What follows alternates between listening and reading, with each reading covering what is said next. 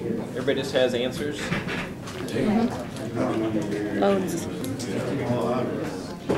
I assume most people know that it's Hobo Day weekend this weekend. I've seen a couple beverage vehicles going up and down the streets trying to stock the town for that. What? You're stocking the town? Yes. I've been told by those that are informed, as I understand, that this is one of the largest consumption periods, like regionally. That's kind of sad. Kind of sad. Well, Kind of messed up. Like, good luck trying to reserve a keg for this Saturday if you're not already on the list. All right, so the assignment for today is going to be over the 8D or 8 disciplines form. And what's a little bit different on that one is I'm giving you 2 weeks to do that one because I would like you to spend a little bit more time than cursory review of that. So I'm giving you an extra week on that. The other thing to remember is next week I'm going to be gone, but Jeff from Onyx will be here. He's not actually in the room yet. So I'm pointing at the Onyx people. This is your 9 camp. In regards to doing audits and performing those. So that will be a refreshing topic to have a different personality presenting that. So if you have anyone related to the auditing sides, I'm sure that you at Larson have already thought about that some, but at other companies that will be helpful, I think, from I believe it's kind of like role-playing of how those audits can be performed. So that will be I think, an excellent opportunity to see that. All right, so we'll go ahead and get into today's topic. It is possible that I may drift a little bit into the back part of the basic statistics, but we'll see how the time is looking because that piece of that next chapter is a little bit more content for a smaller period of time. So let's go ahead and finish up what we had. In my notes, I'm starting on page 29. What chapter again? This is chapter 8. I always have to practice my Roman numerals.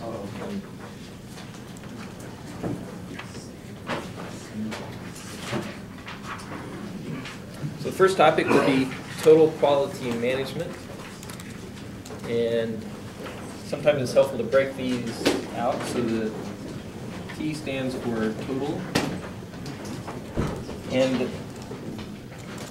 key part about this is everyone, not just the quality department needs to participate in that. And this is everyone involved in the CI, which stands for continuous improvement effort. The Q stands for quality. The key part about this is we want to make sure that we're satisfying the customer's expectations, satisfaction. M is for management.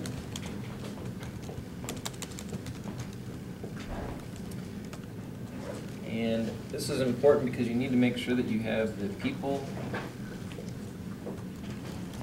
and processes to achieve that quality.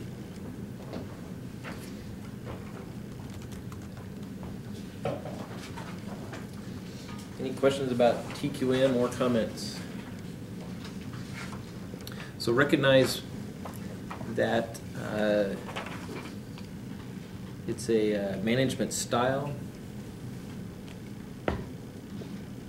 and some organizations are very obsessed by referring to TQM in its name, but the key thing I want you to recognize or take from this is that many of the topics we talk about in this body of knowledge, you can borrow pieces of that and still gain valuable insight for your organization, even if you don't have the entire piece of that. So we already talked about continuous improvement under TQM. The next topic we have is actually continuous quality improvement.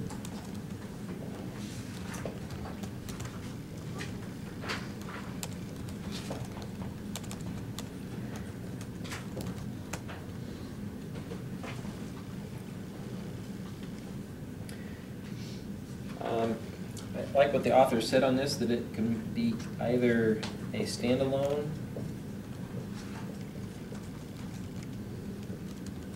or incorporated as a piece of other approaches.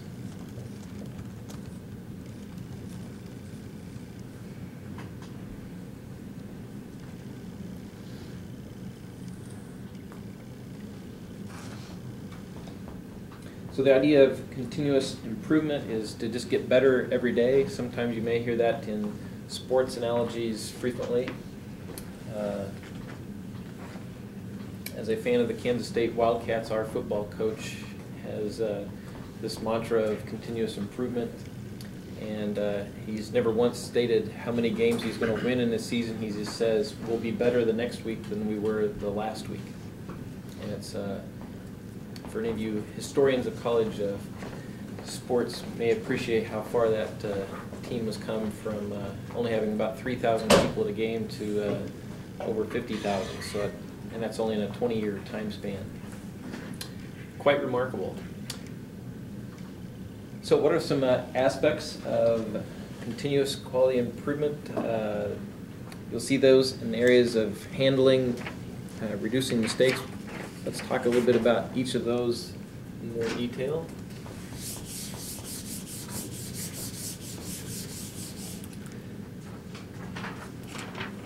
One of the improvements is re-engineering.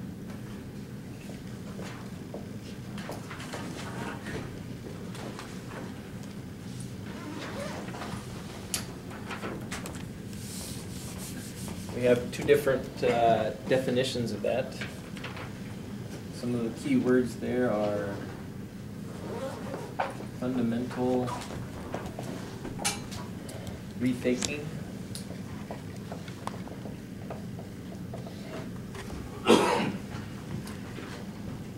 that would be of processes as well as your organization.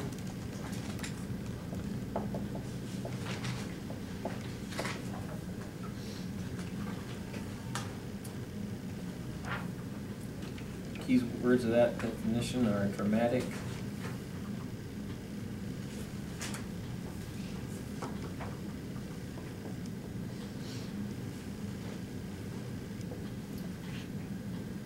say dramatic performance,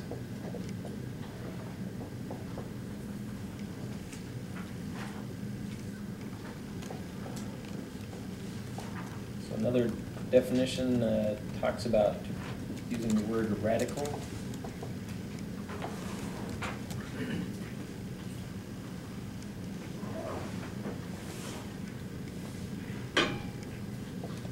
And then measures.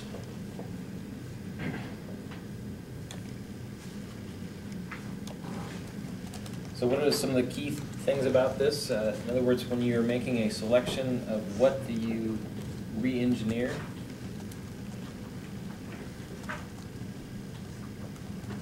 these three questions are good ones to start with. Which process and trouble?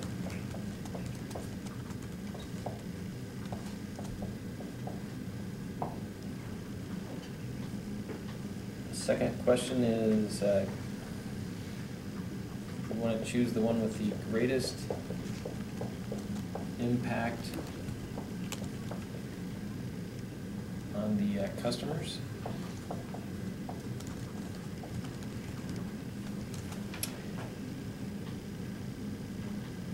And also, we want to have likely success.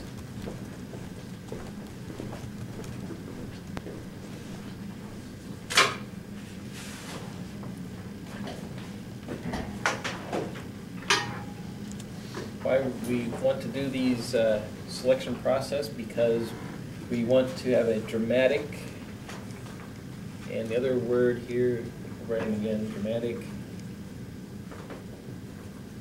and then breakthrough.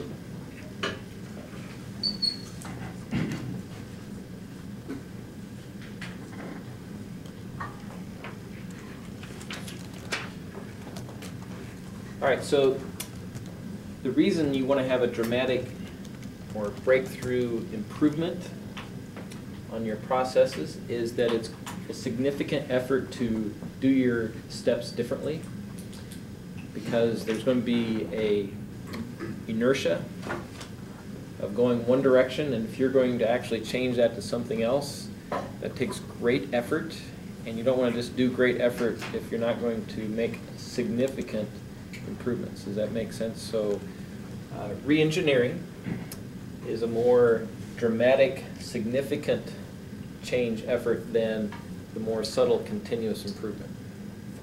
Does that make sense, what I'm saying about that?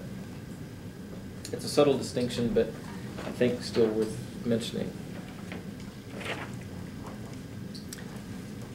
So if anyone in the room, practitioners or students, participated in a re-engineering process with that name? I'm sure many of you have taken part in some modification to processes.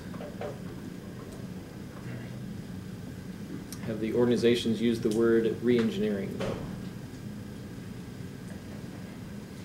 Interestingly, it receives a little bit of a bad connotation because I don't know if it was the late 80s, early 90s, this was a big word, people re-engineering, and that resulted in some cases of a lot of jobs being lost, and so it had a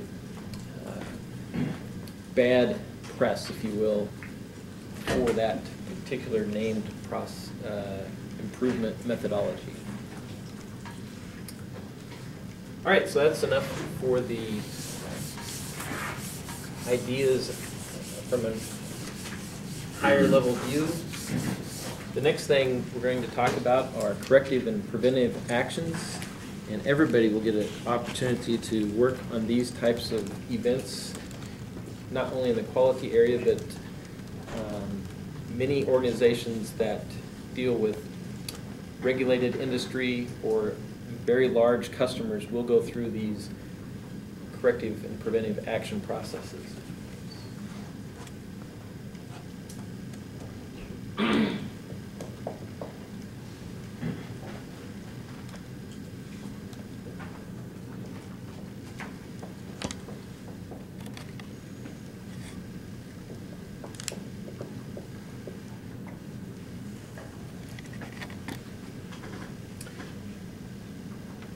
So the biggest thing that's not actually written in the notes that I think is helpful to recognize with this is that, I apologize, I can't recite the place where this came from, but you know, we understand that we make mistakes in our personal lives as well as at work. The challenge is, how do we make sure that we don't make the same mistake another time? All right, so that's what the basic idea of corrective and preventive actions is. Many times they are triggered by something happening that was not ideal or a nonconformity, and so frequently a customer will send a corrective action upstream to their supplier saying, hey, I had this nonconformity and I would like something done differently. So in smaller organizations, it's very easy just to tell someone, hey, don't do that next time. And hopefully that person receives that encouragement in a positive manner and adopts that improved method. But as you have a larger organization, maybe it's a different company, maybe it's a different continent you're even dealing with, how do you communicate that? So we're going to talk about the corrective action procedure or method, and then I'm going to, outside of what we have in our notes, talk about the 8D process or 8 disciplines in a little bit more detail. So our ISO requirements typically suggest that you have documentation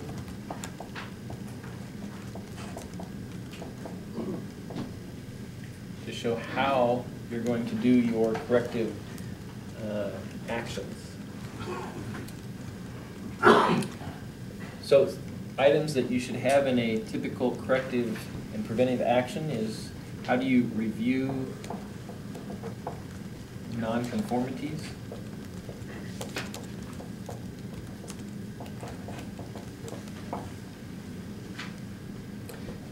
So those are both internal and external. External are customers, when they tell you that something is not conforming. Internal is, how do you make sure that your own product at your workstations are conforming. You also want to understand the cause.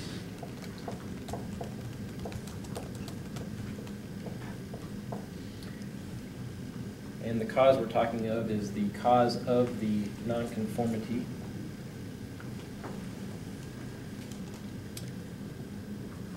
You also want to look at the need to prevent reoccurrence.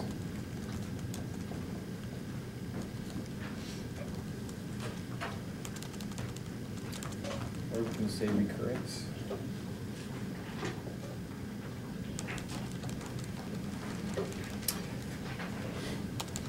So, just because you have a nonconformity may not necessarily result in a actionable corrective action. In other words, if your nonconformity is so minor as far as impact on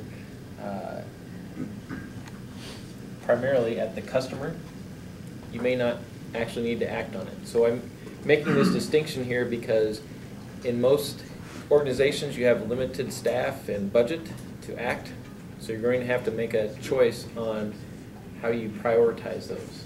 So it's good to have a method of how you determine that need for recurrence.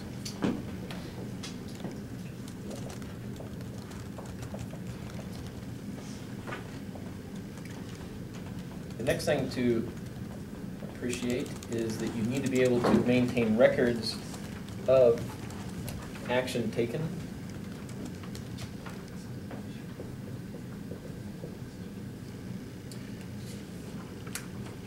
Have any of you gone through an ISO audit where the auditor is asked for corrective action logs? That's, I'm going to go on a limb here. It's not really a big limb. Auditors are going to ask you for those records. I mean, that's probably one of the most common things related to ISO or any quality management system. And then the thing to remember that is if you do have a corrective action, you need to actually act on it and then record to be able to provide evidence that you have a healthy system for that. It is very easy for some organizations to struggle with maintaining records. It's pretty easy to come up with problems to complain about or put into a request for corrective action, but it's a whole nother level to actually record that so that you can find that later. And then finally, not only have the records, but let's also review the results of that.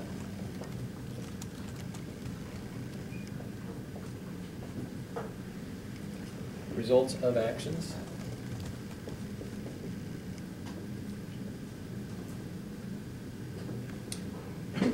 What do you think we're reviewing for when we look at the past? So we made a change to improve something. What do you think would be our interest in that? Make sure it fixed the problem. Correct. Does that make sense to everybody? That if you spend effort to identify a root cause and you've implemented a change in behavior, it's good to, let's just see if that action has made that desired improvement. So by the time, if some of you have children, I have 4 at home, so there's corrective actions that I encourage upon them, and it's not uncommon that my corrective action for them may not result in the intended change in behavior for that. So as you become supervisors, if you don't have your own children, you'll have your employees, and so the same type of thing applies to that. And this is one thing that is easily overlooked, as well as maintaining the records. And let's just say that from a leadership standpoint, because many of you are in class to become supervisors or in leadership roles. So when you make your records, employee records, you're going to try to impact your employees' behavior in a positive way. And sometimes that may require you to change your approach to your employees. So that is a very difficult thing, I think, for many supervisors, is to recognize that maybe I need a different approach for this type of employee.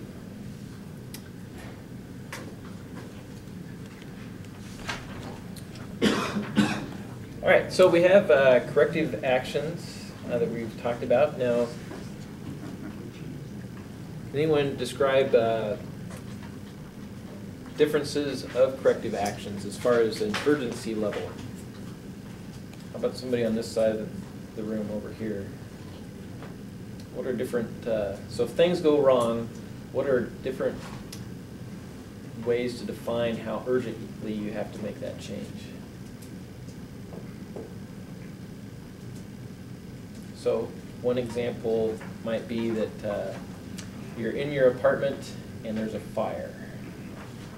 As far as corrective actions, what Immediate. there's immediate. That's the word we're looking for. So that is one of them. So what is an immediate? What's the language we use here? We had a nice word for that. Containment? Yes, I think that's the word we're looking for. Containment is somewhere in my notes I had the different levels. Well, we'll go with the ones that are already here. We have temporary and permanent.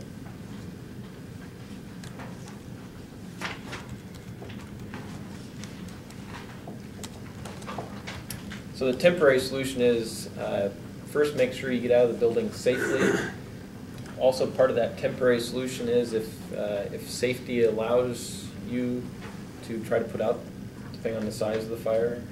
Maybe Jamie has different suggestions on the temporary solutions for fire safety.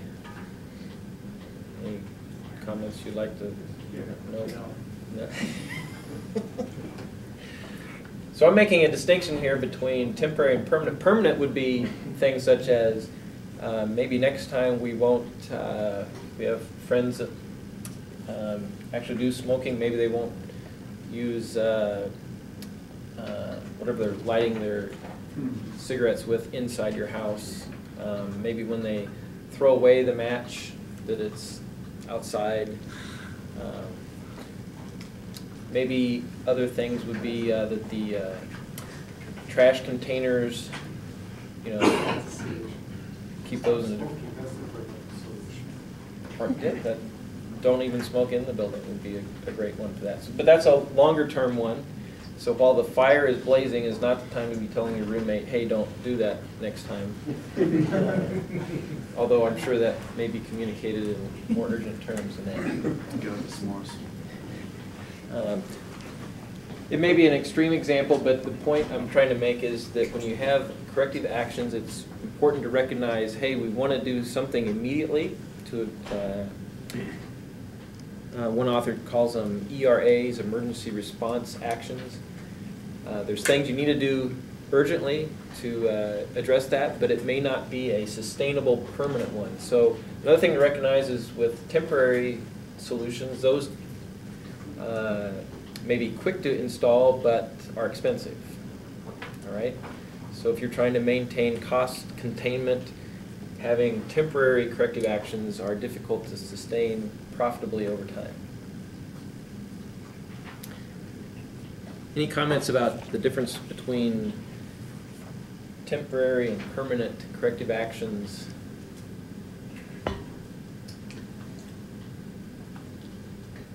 All right, we'll move on to some other things to recognize with corrective actions.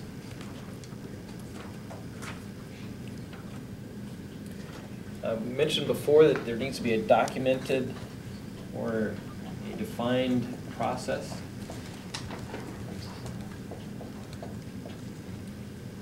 And that is for problem solving.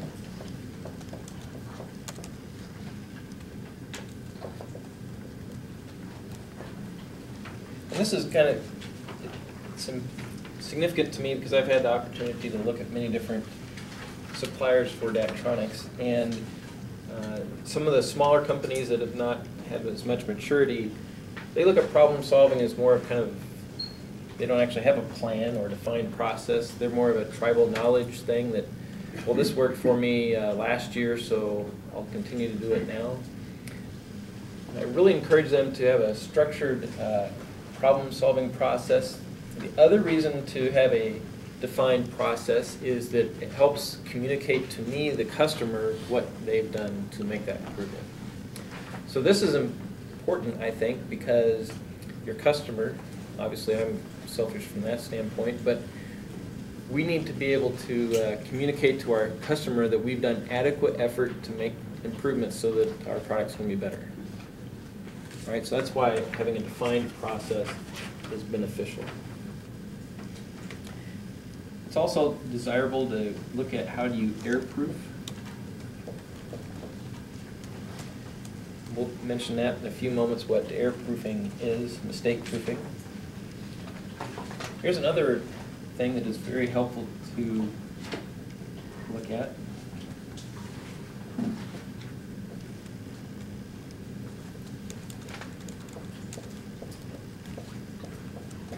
And that is that if you have a problem,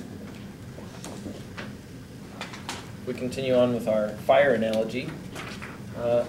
There's people that live in other apartments, other structures. So what can we learn from one event that is important to be in place in other ones? So that's where we get smoke alarms from. I will regress just temporarily for an interesting humorous story. So I did some remodeling in my basement, and in the process of doing that, I had to pull my smoke alarms down, and then I put in new ones. And months go by, and I'm finished with my project, and then you hear that classic chirp sound, right? So that means change the batteries. I go change the batteries, feeling pretty good about things, even though that my wife woke me up to tell me that the batteries need to be changed because it was chirping, and at night it's quietest time in the house. So we accomplish that, go back upstairs, think everything's taken care of, chirp again. And at this point, I'm starting to lose my sanity. So we station ourselves near all of the known smoke alarms. And where this becomes more humorous is that we find out that in the remodeling process, I'd placed a smoke alarm in the closet because I was just getting stuff out of the way. And that's where we actually found the old smoke alarm. And so you slept in the closet? I'm going to be locked in the closet. And so I get in there and I pull the battery out, and I think I've accomplished my task. And if you're familiar with those smoke alarms, they still contain enough of a charge to chirp one more time, so it went one more time. And so the reason I think this is funny is that my cousin and I are a little bit mischievous from time to time, and we've theorized it would be nice to, or mean, to place a smoke alarm in somebody's car, and just, you know, eventually that battery will eventually lose its charge, and then it will chirp. And can you imagine how crazy that would drive somebody nuts if they hear that single chirp and then trying to find the source of that? That would be. We gotta put it underneath of a seat too, like the back seat. Right. So it's not as bad as the old animal or something of that nature. So that's what is related to similar processes and products, and recognize that when something goes wrong in one location, there's a pretty good chance that there's going to be another issue with that. And it's amazing to me how many people and organizations think, oh, I have now fixed, like fasteners, let's say we have a problem with fasteners. They'll address that one 1/4 inch thread or screw, and they'll not check any of the other fasteners in the facility. And then 6 months later, they have a different sized fastener that has a similar problem, and we go through the whole process all over again when we could have done it on the first go-round. So recognize that that is important to do that.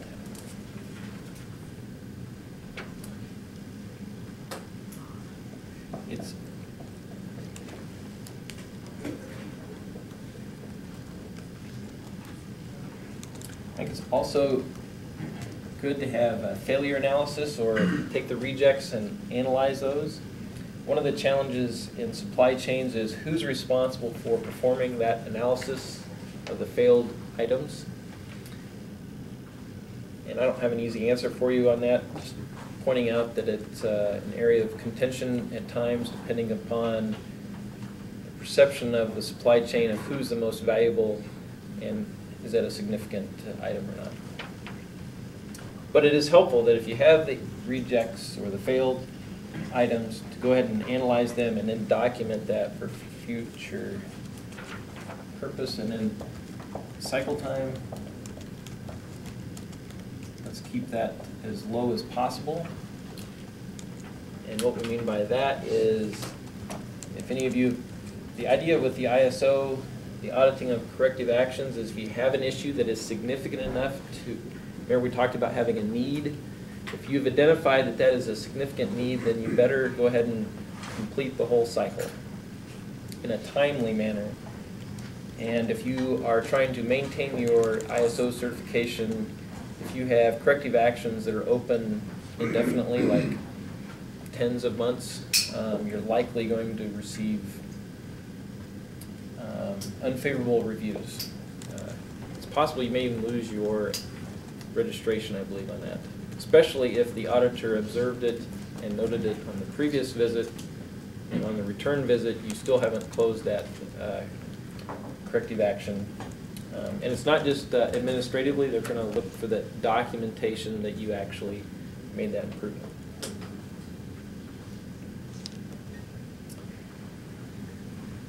The other notes on page 34, we've already talked about those, of determining the causes of the nonconformities, implementing necessary action records, and reviewing those actions. I'm also going to define some of the acronyms you may encounter.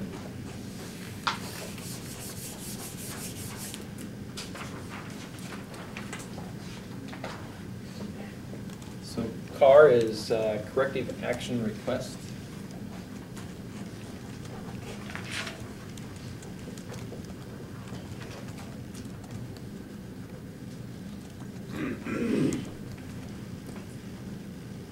Incidentally, we use the word request. Frequently we assume the word is command. I command you to give me corrective action, but it's technically a request. And so I have a question for the practitioners. Is there a requirement that your supplier must give you corrective action? Now I'm not talking about ISOs necessarily, but is there a legal requirement to receive that? So my question is that in the supply chain you have the customer-supplier relationship, and if you consume a product, is there an obligation to perform corrective action just because your customer asked for it? Now for ISO you are. Yeah, it's typically in the purchase orders. It's defined frequently in that. So if it is not defined in the purchase order, then you're kind of on the... Yeah, that would be a small organization, not a large organization. Most of them define it as part of the requirements. And if you want to keep the business stuff, it's a good idea. Correct, yes, right. Sometimes, though, if you are a small consumer of that massive industry. So we at Daktronics are in both extremes relative to in some cases we are very significant to some of our suppliers, and in other cases or situations we buy a very, very small piece of products. So that's why I commented about the corrective action requests, because there's times that some mammoth companies are like, yeah, you're still going to buy from us regardless of what we say or do, so we're not going to respond. They may actually acknowledge it, but we've actually had a few times where they've just said, we're not going to even work on that. I'm just pointing out that it's interesting to have the word R for request. So a CAT is corrective action team. All right, so here's the other, I mentioned this earlier on the temporary, so containment action. In this situation, we're looking at phrases such as screening process. What are we doing trying to, let me back up, this is temporary. So let's say that we have received some questionable fasteners. Frequently on a containment action, we're going to, the supplier will say, we will inspect our shelves for compliance of those fasteners. We'll inspect them before we ship them to you. It's a temporary quick fix. It does not address the root cause in many cases.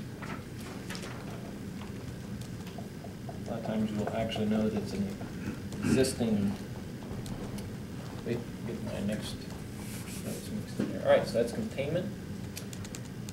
Then we have corrective action.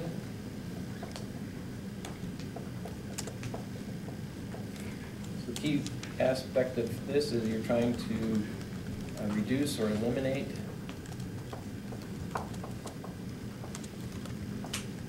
an existing conformity.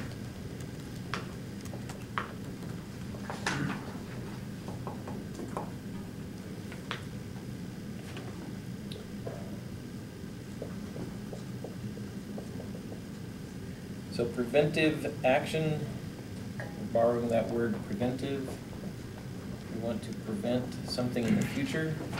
Frequently, corrective actions are, you might see, it's not in our notes, but you might see the phrase CAPA. So that is a corrective action, preventive action form.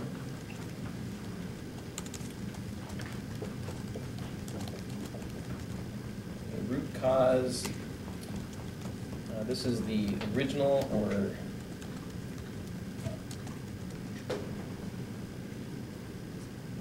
the true cause. So in other words, another way to look at that is we had a failure because the employee didn't do it correctly. Well, why did the employee not do it correctly? The employee was not trained to use that piece of equipment.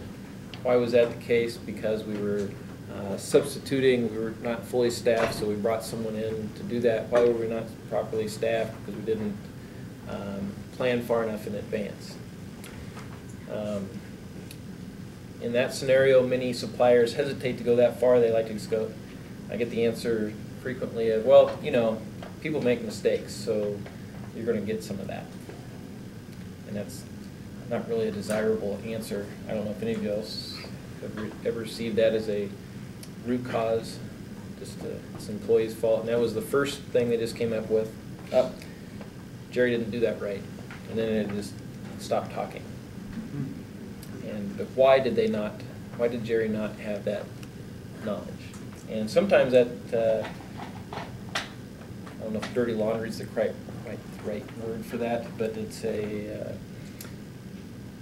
as you do these corrective actions across company boundaries, there is a little bit of cautiousness about publicly acknowledging what that root cause is. Does that make sense? So I will add one comment with that, in my opinion, in non-regulatory environments, you need to give if you're in my role, a quality engineer asking another company to tell me the root cause, you need to give people and organizations an opportunity to save their face or to be polite about that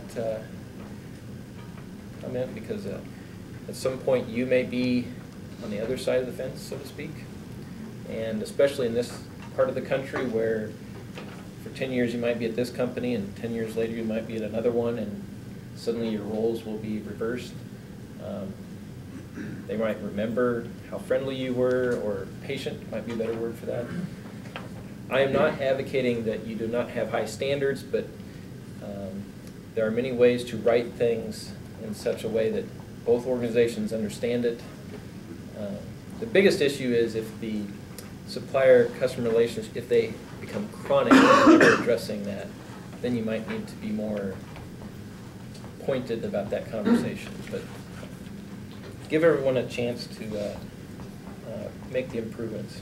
One of the things you put up there is non-conformity, and it kind of implies that there's a requirement, and that's not necessarily so. All you have to do is not meet an expectation. That's a non-conformance. It could be anything in the real world. It could be just not making somebody happy. It would be the non-conformance. Now, is that in the industry part of that expectation? Is it agreed upon at least? No. No. Okay. But it's what happens in the real world. If you do not meet their expectations, they will issue a corrective action for that. And there is no specified non-conformance for that. So one thing I try to do is, on those unwritten ones, I try to do a root cause internally of why did we not communicate that more clearly to our supplier ahead of time. And that's one way to kind of get more cooperation from the supplier, is that if I acknowledge to them, hey, I understand I'm asking you to take these parts back even though I didn't explicitly tell you they needed this. So next time, what I'm going to do as part of this corrective action is internally we will tell you when we expect that, going back to the similar parts. And It can, go beyond parts. It just be right service, right? documentation or attitude or whatever they really want to stress. And that goes back to the observation that if you want to maintain that business environment, then you have to deliver the expectations of bureaucracy as your customer wants. I mean, I don't know if I've summarized that appropriately or not, but you're buying product in a retail environment, you may make choices of where you buy items strictly on the salesperson's demeanor.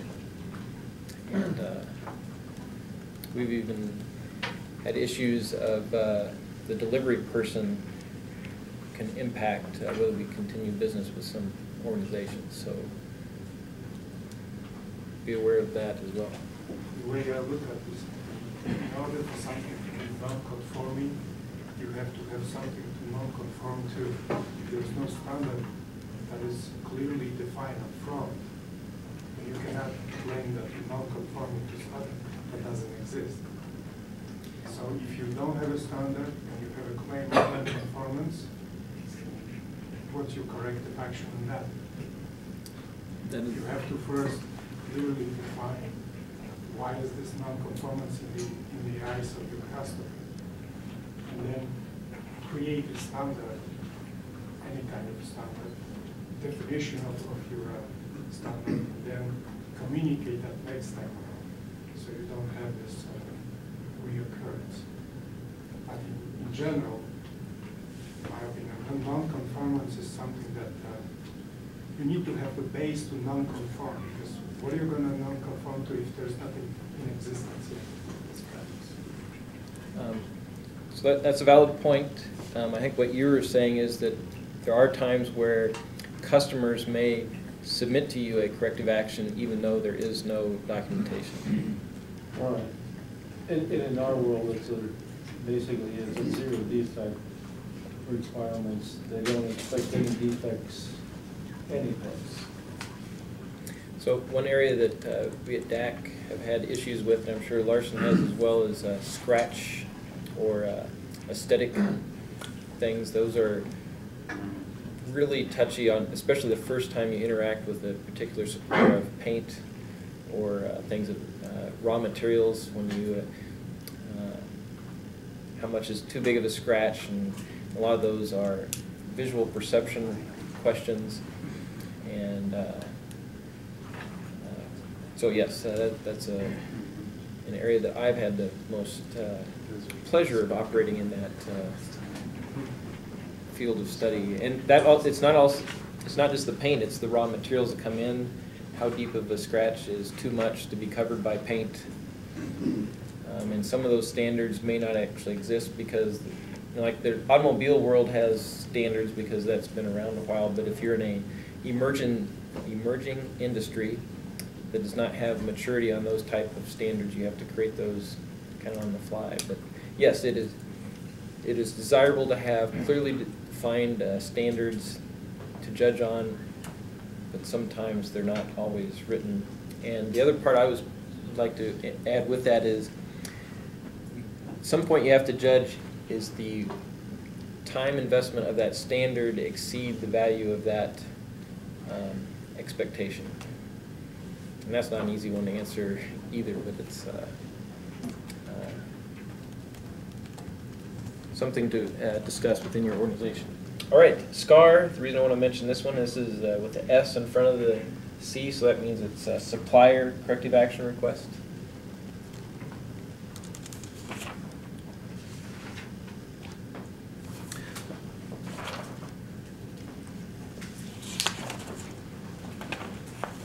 All right, so the next thing we're going to pick up the pace a little bit so we can get into our workshop.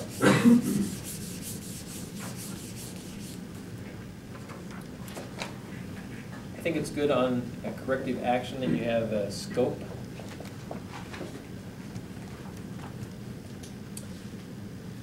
And the reason I'm saying that is that it is easy, especially in areas where you have undefined things such as part didn't fit. All right, what am I asking the supplier to do on that? And if the more detailed or keeping the scope of that corrective action to my supplier or other internal organizations, the more focused that is, in my opinion, the more likely you're going to get a successful improvement. If you just say, part doesn't fit, that could be a lot of things. It's also helpful in a corrective action. Another element is have some type of material review.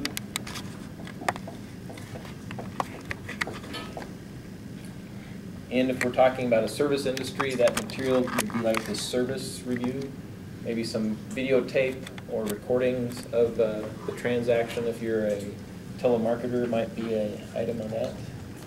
It's also good to have a corrective action board. In other words, the people that are responsible for acting on that. It's good to define that ahead of time.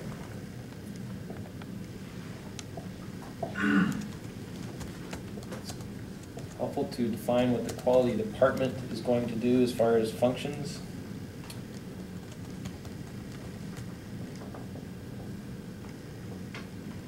Quality trends.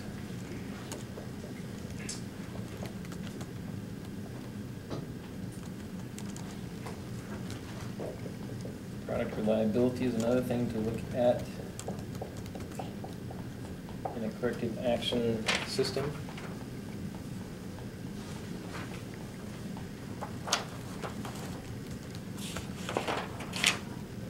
I agree that the author talks about commitment from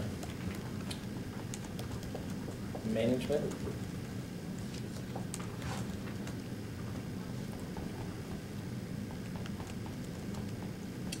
it's good to have a responsible person assigned.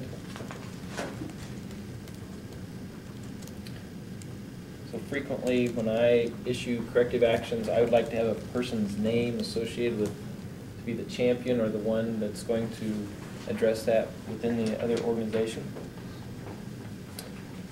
So what are some sources of, in other words, or another way to look at this is, where do we get triggers to create a corrective action?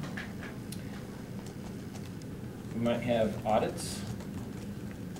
That may be internal audits. Someone within the organization notice, hey, we're not doing that correctly, or maybe our ISO auditor or regulatory compliance.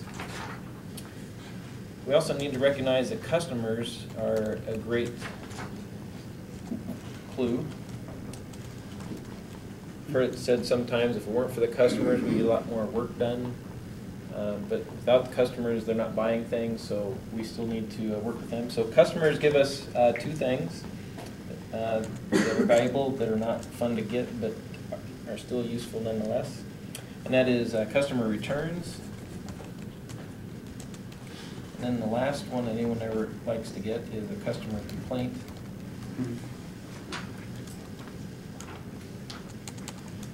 At one of my jobs prior to the one I have now, I thought it'd be clever if I went into work on a Saturday, so I was the only one at the office, and it didn't turn out to be that great of an idea, because when I was there, one of our customers showed up, and he had driven 4 hours to come talk to us, and so I was able to become the face of the company and receive that feedback on personally on that. So nonetheless, it was a clear communication of what needed to be improved, and when you're already there on a Saturday, you can't say, oh, I gotta go somewhere, because you're there on a Saturday. So I'll not forget that experience. The reason this is interesting, two reasons, is that it was a very vivid experience, but the other one is that I ended up hiring his son to work with me here on campus, and we didn't know who was who until I told him the same story. He goes, oh, I bet that was my dad.